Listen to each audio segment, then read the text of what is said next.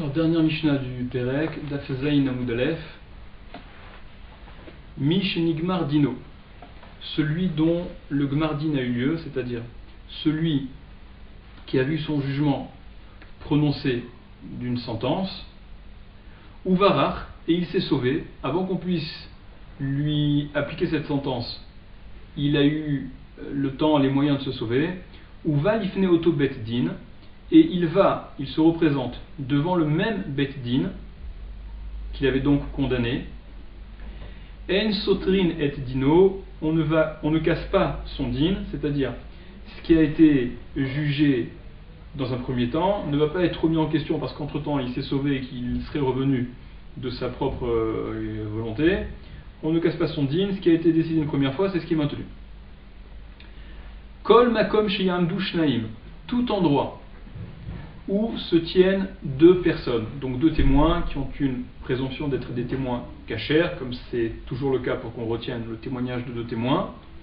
Donc kol makom, tout endroit, sheyamdu shnaim, où se tiendront deux personnes, veyomru, et qu'ils diront, me'idim à nous témoignons, beish ploni, sur un tel, shenigmar dino, bevet din shel ploni, que son jugement s'est conclu, il y a eu le gmardin, bebet din shel ploni, dans le bet din de un tel, de telle autorité, ou ploni edav, et un tel étaient les témoins lors de ce jugement, hareze yehareg, il sera tué. La personne sur laquelle il témoigne que le gmardin a donc été prononcé à son encontre dans un bet din, qui était donc le bet din de Rav un tel, et que tel et tel étaient les témoins, puisque c'est finalement un témoignage rapporté par deux autres témoins, si le témoignage porte justement sur le gmardin qui est censé avoir eu lieu, on retient ce qu'ils disent, et donc la personne concernée par ces propos-là, par ces accusations-là, enfin par le récit de son gmardin, sera arrêté yareg, sera tué. Sanhedrin noreget ba'aretz ou bechutza la'aretz.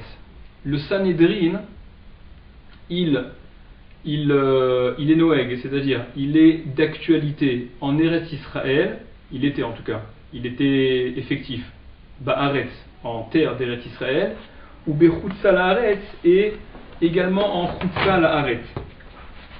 Alors il faut savoir que seul un dayan, un juge, qui a reçu la smicha, d'accord, c'est l'ordination qui a été vraiment déclarée par une smicha, donc c'est l'ordination de Rav, mais mousmar, ok, ça n'est valable, ça n'est possible. Seul celui-là, il peut intégrer le Sanhedrin, le Sanhedrin de 23, c'est le petit Sanhedrin de 23 dayanim, qui est apte, ce Sanhedrin, qui est apte lui-même à juger des affaires d'ordre diné nefashot, de ce qui touche à la peine capitale. Et la smicha, elle ne se fait qu'en Eretz Israël.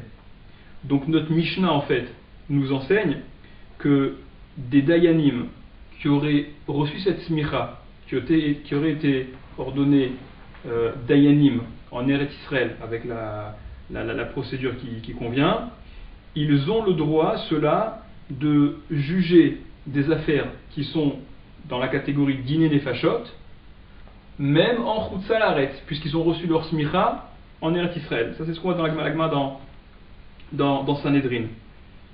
Mais de toute manière, on ne peut juger les diné nefashot en chutza la'aretz que lorsque il y avait en Eretz Israël le grand Sanhedrin. Le Sanhedrin qui était dans l'Ishkat Agazit, dans un endroit bien particulier dans le Beth Amikdash. Donc la Mishnah dit que le Sanhedrin, il était en Eretz Israël et en Chutza la'aretz. Sanhedrin haoreget echad bashavua nikret rovlanit. Un Sanhedrin qui tue, c'est-à-dire qui exécuterait une fois tous les 7 ans, Shavua, c'est pas à prendre en termes de semaines, mais c'est 7 années. La Mishnah dit un Sanhedrin qui prononcerait donc et qui accomplirait une peine de mort ne serait-ce qu'une fois tous les 7 ans, Nikret Rovlanit, c'est un Sanhedrin qui est appelé assassin. Rabbi Eliezer ben Azaria Omer, Rabbi Eliezer ben Azaria dit Echad le Shivim Shana, une fois tous les 70 ans. Apparemment, le sens simple de la Mishnah, c'est que Rabbi Eliezer ben Azaria vient dire quand bien même une peine de mort serait effective, ne serait-ce qu'une fois tous les 70 ans dans le Sanhedrin, c'est déjà suffisant pour le taxer de Sanhedrin assassin. On verra que la Gemara envisagera une autre façon de comprendre ce que dit Rabbi Eliezer ben Azaria. Rabbi Tarfon et Rabbi Akiva Omrim, et on monte crescendo dans ce refus-là de l'application de la peine capitale. Rabbi Tarfon et Rabbi Akiva Omrim, Rabbi Tarfon et Rabbi Akiva disent Ilou hayinu de Sanhedrin, si on avait fait partie du Sanhedrin, l'oneherag Adam me'olam, jamais personne n'aurait été tué. C'est-à-dire que nous, on se serait arrangé pour que jamais personne ne soit tué. C'est ce qu'on verra dans la suite de la Gemara. Alors il faut savoir qu'en fait, Rabbi Akiva et Rabbi Tarfon, ils ont, oui, fait partie du Sanhedrin, du grand Sanhedrin en plus, mais alors, quant au moment où ça a eu lieu, c'est pas très clair. Ce qui est certain, c'est qu'ils ont au moins siégé dans le grand Sanhedrin la période où le Sanhedrin il a été transféré à Yavne suite au Khorban du Beth Amikdash, suite à la deuxième destruction du Beth Amikdash. Et peut-être même qu'il faisait partie de du Sanhedrin avant même qu'il soit exilé à Yavne.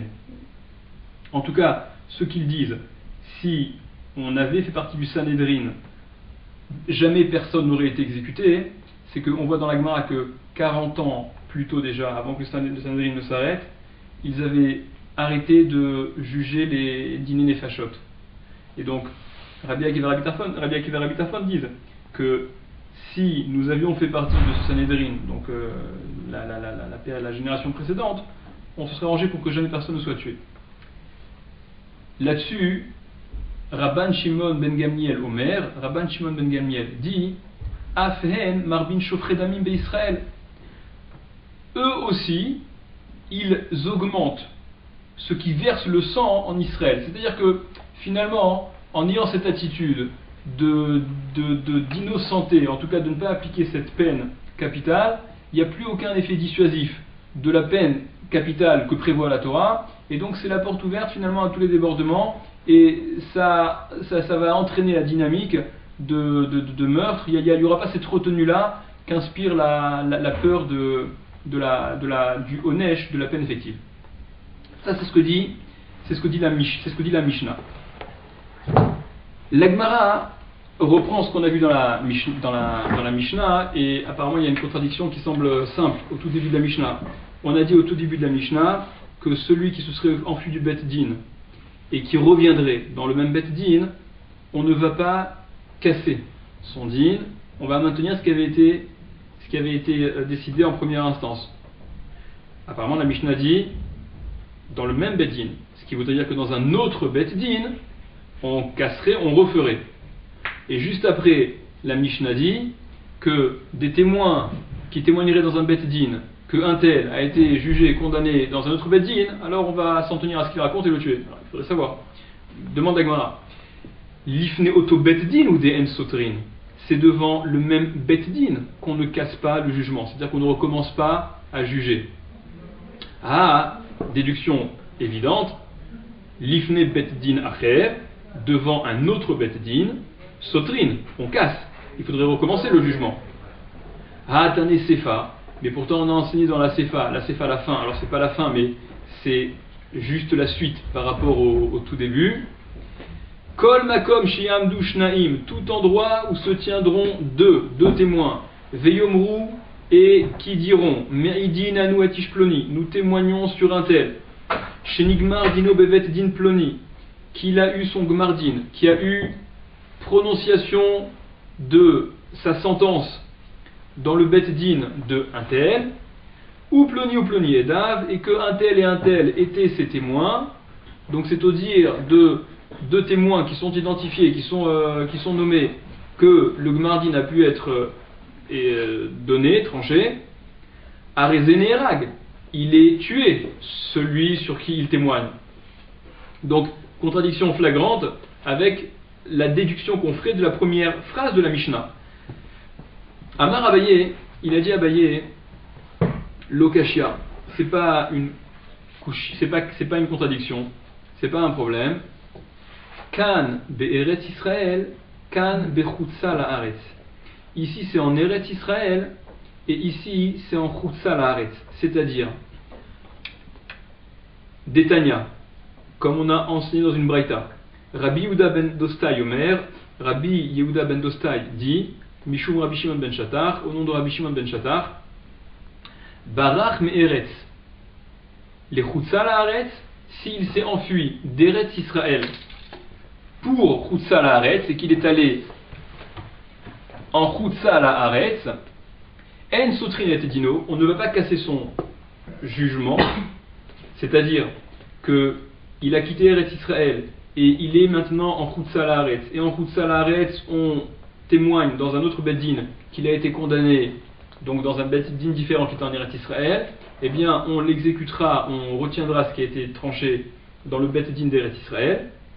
Par contre, s'il s'est enfui dans l'autre sens, mais chutza la'aretz, si c'est de chutza la'aretz, de l'extérieur d'Israël, vers Israël, qu'il s'est enfui, donc il arrive en Eretz Israël, sotrin et dino, on va casser son jugement, c'est-à-dire on va le rejuger, mipnei zruta shel Eretz Israël, à cause du zrut, du mérite d'Eretz Israël. C'est-à-dire, alors déjà on précisera un petit point à comprendre, mais première lecture, c'est que en Eretz Israël, on bénéficie d'un zrut supplémentaire, c'est normal, c'est Eretz Israël, c'est pas le reste du monde. Donc en Eretz Israël, peut-être que l'affaire, si elle est rejugée, elle fera émerger des choses auxquelles on n'a pas pensé, ou mettre en relief, ou aboutir sur des contradictions quant au témoignage des témoins. Bref, peu importe le comment, la façon dont ça se passerait, mais en tout cas, quand il a un zrut supplémentaire, un mérite supplémentaire, en l'occurrence, se retrouver en Eretz Israël, alors qu'il avait été jugé dans un premier temps à l'extérieur, alors ce zrut supplémentaire, ce mérite-là, il est peut-être porteur d'un acquittement, alors qu'il a été dans un premier temps jugé et condamné. Il faut préciser, et c'est ce qui en ressort des Mefarshim, que même s'il se sauve d'un Bet Din d'Eretz Israël en Eretz Israël, donc on ne va pas recommencer et recasser, parce que il n'y a pas de zrut supplémentaire d'Eretz Israël. Okay, donc ce que la Braïta dit dans un second temps, dans un premier temps, que lorsqu'il se sauve d'Eretz Israël en chutza la'aretz, alors là on ne va pas rejuger, c'est aussi vrai s'il se sauve d'un Bet Din d'Eretz Israël, et bien évidemment d'un Bet Din de chutza la'aretz à un autre Bet Din de chutza la'aretz qui serait à l'extérieur d'Eretz Israël. Dans la Mishnah, on rapportait que le Sanhedrin, il devait être installé aussi bien donc en Eretz Israël qu'en chutza la'aretz, qu'à l'extérieur d'Eretz Israël. La Gemara demande Mina hanemile, d'où sait-on? Des Tanoura Banan, parce que on a enseigné dans une braïta, nos maîtres ont enseigné dans une braïta, Vehayu elelachem lichukat mishpat ledorotechem, et donc ce seront pour vous les chukat, une loi mishpat ledorotechem, donc une mishpat ledorotechem bechol mojvotechem, c'est la suite du pasouk. Ce seront pour vous ces choses-là au sujet des baté dinim qui doivent être installés. Mishpat et Dorotechem, donc une règle pour vos générations. Bechol moshvotechem, c'est la suite du verset. Dans tous vos endroits, donc dans tous les endroits où vous êtes installés. La Madnou, on apprend de là, les Sanhedrin, que le Sanhedrin, dont il est question, Shenoheget ba'aretz ou bechutza la'aretz, que le Sanhedrin doit donc être présent aussi bien en Eretz Israël, évidemment, qu'en chutza la'aretz, si on se trouve être installé en chutza la'aretz. Imken, la Gemara demande, alors si c'est comme ça, c'est la Braïta, bon, c'est la suite de la Braïta. Imken, alors si c'est comme ça, Matalmud lomar bisharecha, qu'est-ce que ça vient nous apprendre dans tes portes? En fait, le Gaon corrige et dit qu'il faut lire non pas bisharecha mais bechol sharecha, le début de Parashat Shoftim. Shoftim Beshotrim Titenecha Bechol She'arecha, donc des juges, des Shotrim, des policiers. Tu te donneras Bechol She'arecha dans toutes tes portes. C'est quoi le plus de Bisharecha, puisque ça concerne pas simplement Eretz Israël, mais même Chutza La'aretz? Répond la Braïta, Bisharecha dans tes portes, qui fait donc référence à l'intérieur d'Eretz Israël. Atamoshiv Batedinim, tu installes des Bet Din, Bechol Peler ou Feler, dans toute région, dans tout secteur. C'est plus vaste qu'une simple ville. Ou Bechol Ir Va'ir, et également dans toute ville. Il y a le Ritva, entre parenthèses, qui demande et qui dit si en Eretz Israël, il y a un Bet Din dans chacune des villes, à quoi ça sert qu'il y ait un Bet Din dans chaque région qui regroupe plusieurs villes, que chaque ville s'occupe de son problème. Et le Ritva dit qu'il peut justement y avoir parfois des litiges intervilles, d'accord, c'est pas des jeux, entre les villes. Et par conséquent, il y a besoin d'une instance un peu supérieure qui ne soit pas... Ou Bechutza La'aretz, et en Chutza La'aretz, c'est-à-dire la précision de Bechol She'arecha dans toutes tes portes, où apparemment il y a une insistance. Si on dit que de toute manière, ils doivent être partout les Batedinim. Donc c'est quoi le Bechol She'arecha dans toutes tes portes? En plus chez toi, plus en Eretz Israël, c'est quoi le plus par rapport à Chutza La'aretz? C'est que ou Bechutza La'aretz, en Chutza La'aretz, avec l'extérieur d'Israël, Atamoshiv Bechol Peler ou Peler, Ve'i Atamoshiv Bechol Ir Va'ir. Tu installes des Bet Din dans toute région, mais tu n'en mets pas dans chacune des villes. En expliquant comme ça, il en ressort que le terme Bisharecha dans tes portes, ça fait référence donc aux villes, puisque Bechol Sharecha c'est dans tes villes. Et ça n'est valable que lorsqu'on est en Eretz Israël. Ensuite, la Mishnah a parlé de la fréquence qui était soit raisonnable, ou en tout cas celle qui ne l'était pas, quant à l'exécution d'un condamné par le Sanhedrin. Sanhedrin à Oreget. Donc on rapportait dans un premier temps qu'un Sanhedrin, ça faisait unanimité, qui exécutait une fois tous les 7 ans, c'était déjà un Sanhedrin assassin. Et là-dessus, Rabbi Eliezer ben Azaria venait dire une fois tous les 70 ans. La Gemara, bien que comme on l'a dit, le sens pachout, le sens simple de la Mishnah, c'est que Rabbi Eliezer ben Azaria vient dire que même si ça n'est qu'une fois tous les 70 ans, c'est déjà trop, et par conséquent le Sanhedrin est taxé d'assassin. La Gemara cependant envisage peut-être une autre compréhension de ce que Rabbi Eliezer ben Azaria a dit, et c'est la question que pose la Gemara. Ibaya Léou, ils ont demandé Achat Eshivim Shana Nikret Rovlanit. Est-ce que ce qu'il veut dire, c'est que une fois tous les 70 ans, ça s'appelle déjà assassin? Au dilma, ou peut-être ce qu'il veut dire à Rabbi Eliezer ben Azaria, c'est que Urach Arahi, c'est l'habitude dans le sens, c'est raisonnable, c'est probabilité, il y a des lois statistiques, considérons qu'une fois tous les 70 ans, c'est quelque chose d'acceptable, ça correspond plus ou moins à une réalité qui est, est-ce que c'est ce que veut dire Rabbi Eliezer ben Azaria, ou est-ce que c'est la première option à retenir que même ça c'est déjà assassin? La Gemara a conclu sur un teco. La Gemara ne tranche pas, la Gemara laisse ouvert, on ne sait pas vraiment ce que Rabbi Eliezer ben Azaria est venu dire. En tout cas, ce que l'on sait, c'est ce que Rabbi Tarfon et Rabbi Akiva, eux, venaient dire. Rabbi Tarfon et Rabbi Akiva Omrim, Rabbi Tarfon et Rabbi Akiva disent Ilou Hayinu, si nous avions fait partie des Sanhedrin dans le Sanhedrin, alors lo Hayanira Gadam et Olam, jamais personne n'aurait été tué. La Gemara demande Echi Avu Avde, comment est-ce qu'il faisait? C'est-à-dire, comment est-ce qu'il s'arrangeait pour que personne ne soit jamais tué?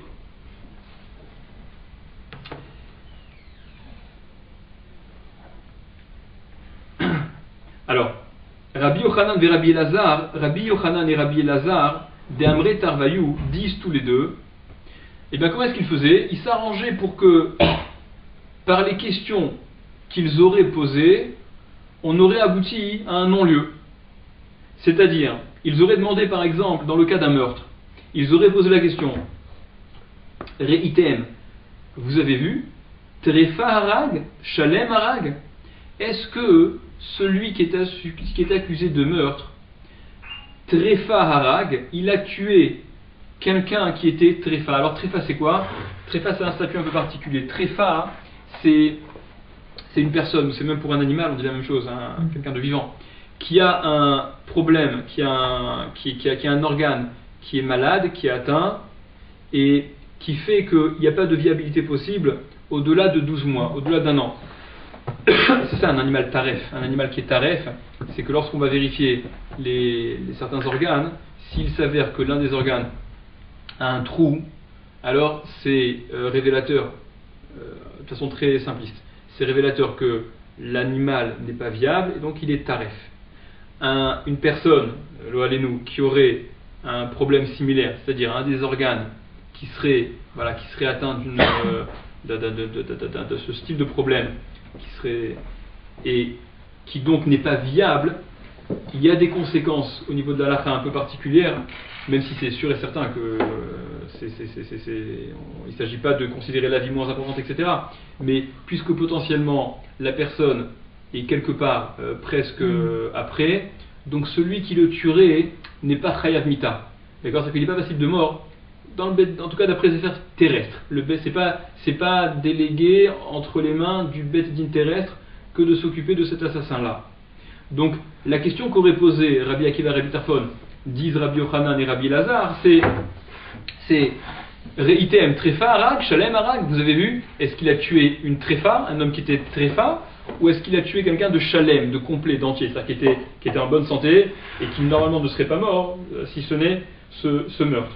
La question c'est qu'on a un safek, savoir s'il était taref ou pas. Et alors c'est même pas qu'on a un safek, c'est même pas qu'on a un safek. C'est que, et je rapporterai dans Tosfot, voilà, ce que tu nous regardes, laisse ta question en stand-by, on le dira dans Tosfot. Mais juste en deux mots, il n'y a pas de raison d'avoir un safek sur celui qui a été assassiné. Est-ce qu'il était shalem ou trefa? Est-ce qu'il était viable ou pas viable? On ne va pas envisager les chaorat de se poser cette question à chaque fois. Mais en posant la question et en ayant en réponse un j'en sais rien des témoins, ça ferait déjà un vice de forme dans le témoignage, et donc le témoignage ne serait pas à retenir jusqu'au bout. Et ça serait donc une issue de secours pour ne pas appliquer la peine de mort. Bon. Amar Ravashi, il a dit Ravashi, Im Timselomar Shalem Hava. Alors, en fait, la façon dont je voulais expliquer maintenant. Alors, Amar Ravashi a dit Ravashi, Im Timselomar, si tu veux dire Shalem Hava, qu'il était Shalem, que celui qui a été tué était en bonne santé, il n'avait pas d'organe qui était défectueux, qui était atteint. C'est-à-dire que les témoins auraient répondu. Et c'est là où je vous explique d'après Rashi. Rashi dit chez Yomrou que les témoins diraient. Comment est-ce que. C'est quoi Imtim Selomar Shalem Ava? Si tu veux dire qu'il était Shalem, il était bien. La personne était en bonne santé. Ça veut dire que les témoins auraient répondu, sera en mesure de dire chez Yomrou, il dirait Badak Nuhu, on l'a vérifié, on a procédé à une autopsie. Les Achar Mitato, après sa mort. Mikol Shmona Esre Trefot, des 18 trefot, donc des 18 endroits qu'il faut vérifier pour s'assurer qu'il n'y avait pas de problème. Et donc, apparemment, ce serait une façon de répondre, donc c'est bien quelqu'un de viable, qui était en bonne santé, qui a été tué. Et donc l'assassin, il est bien Chayav Mita. Ravashi dit Dinma bimkom saif nekavava. Peut-être que, à l'endroit de l'épée, là où l'épée l'a transpercé, il y avait un trou. Peut-être que tout ce que vous avez vérifié comme organe, c'est le reste, mais vous n'avez pas vérifié, et fatalement on ne peut pas, mais l'endroit que l'épée a percé était déjà troué en fait, et donc cet homme-là n'était pas Shalem. Ça c'est ce que Rashi explique. Le Ramban et d'autres Rishonim disent que la question ne porte pas sur ça, elle ne porte pas sur une autopsie d'organes internes. La question elle porte sur est-ce que extérieurement il y avait une altération de cette personne, est-ce qu'on voyait de façon extérieure qu'il avait une plaie suffisamment importante pour qu'on puisse l'envisager comme étant tréfa ou pas cet homme-là. En tout cas, on s'en tient pour l'instant à ce que Rashi explique. Donc voilà, dans un cas de meurtre, une façon de poser des questions pour ne pas pouvoir arriver à une exécution, à un gmardin négatif sur le meurtrier, parce que les questions qui seraient posées aux témoins, finalement, elles aboutiraient à une impasse.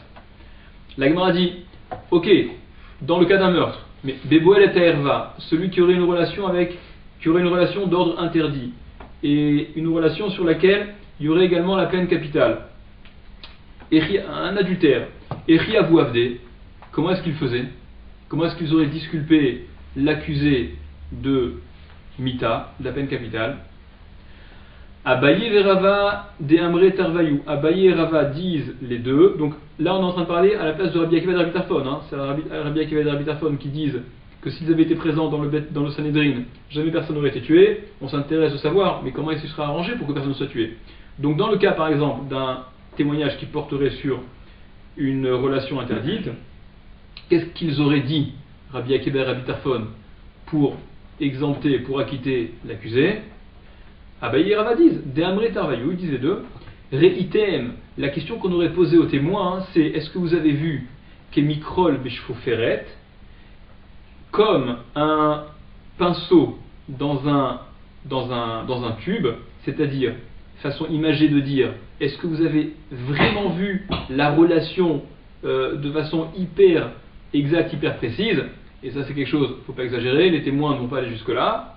Donc façon de dispenser encore l'accusé de la peine.